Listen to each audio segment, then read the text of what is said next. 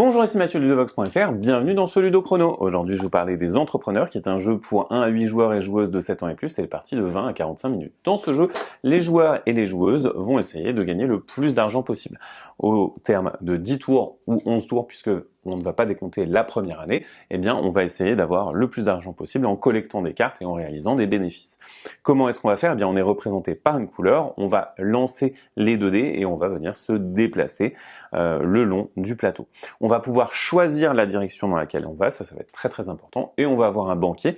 Le banquier, il va gérer la banque et gérer la monnaie, mais il va aussi gérer la piste du temps et les événements. En effet, au début de chaque tour de table, on va venir révéler un événement. Et si par exemple tous les joueurs qui n'ont pas d'immobilier vont devoir donner 2000 à ceux qui ont de l'immobilier, au premier tour, ça ne sert pas à grand chose, mais il y a d'autres événements qui vont pouvoir avoir des effets assez importants. Ensuite, on va jouer chacun notre tour et ensuite, le banquier viendra mettre à jour la piste de temps, sachant que le premier tour ne compte pas. Lorsque c'est mon tour de jouer, la première chose que je vais faire, c'est récupérer 10 000 depuis la banque. Je vais les placer chez moi. Ensuite, je vais lancer les dés. J'obtiens un certain résultat. Ce résultat va me permettre d'aller sur une case. Je vais alors choisir la direction dans laquelle je vais. Vous voyez que je suis au centre et donc je vais simplement choisir où je vais. Je vais venir me placer ici. J'arrive sur une case business et donc je vais tout simplement pouvoir acheter une carte business. Sur les cartes business, on va trouver un coût d'investissement. Si je souhaite acheter ce business, je vais devoir payer ce coût d'investissement à la banque. Ensuite, j'ai un bénéfice par tour que je vais toucher en plus de mes 10 000 de base.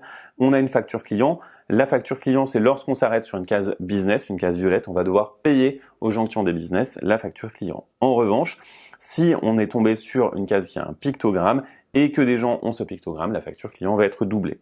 Et sur toutes les cartes, on va avoir des offres. On va avoir une offre basse, une offre moyenne et une offre haute. Et ça, c'est lorsqu'on va vendre cette carte. À la fin de la partie, on vendra toutes nos cartes à l'offre basse et donc on va pouvoir réaliser des bénéfices de cette manière-là. Par contre, si on arrive sur une case offre basse, offre moyenne et offre haute, on va simplement pouvoir les vendre pendant notre tour pour notre action. Lorsqu'on s'arrête sur une de ces cases, on va pouvoir vendre 0 carte si on le souhaite, mais aussi tout ou partie de nos cartes.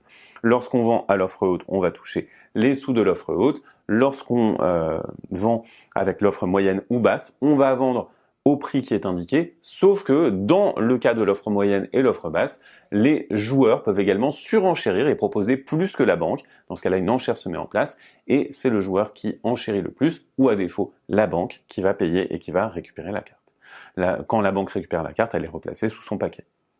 On a 4 types de cartes qu'on va pouvoir récupérer.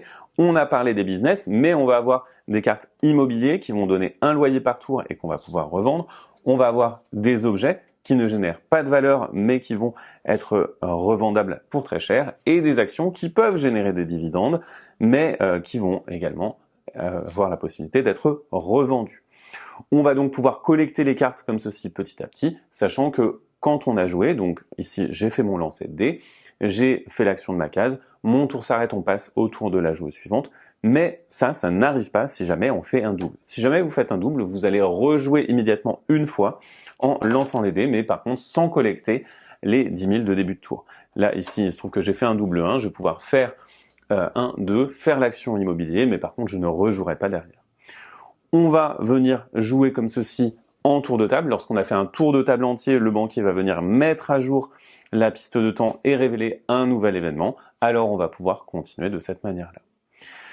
On a la possibilité de contracter des prêts lorsque on ne peut pas payer. On va pouvoir contracter un prêt à 50 000 ou à 100 000 et on devra rembourser 10% d'intérêt par tour.